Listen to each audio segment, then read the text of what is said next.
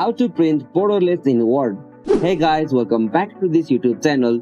Today I will show you that how can you print borderless in Word or how can you change the margin style of your Word document. So let's get started. On this process, at first you'll have to open the Word with your document. Alright, so after you open the Word with your document, you'll got such interface. So now from here, you'll have to click on the file option just at the top left corner.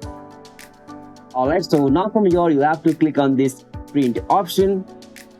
Okay, so now from this print option, you'll have to go the section settings, and now from here, you'll have to go the option margin. So simply click on this margin option.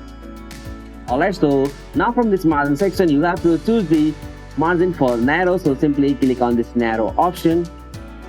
Alright, so after you set the margin for narrow, you'll be able to print the borderless in Word document. So after you done this, you'll have to just click on this print option, and from there you'll be able to easily print your borderless Word document in Word. So hope this video was helpful to you, and please don't forget to subscribe our YouTube channel for more quick and short tutorial like this. Thank you for watching this video. Have a nice day.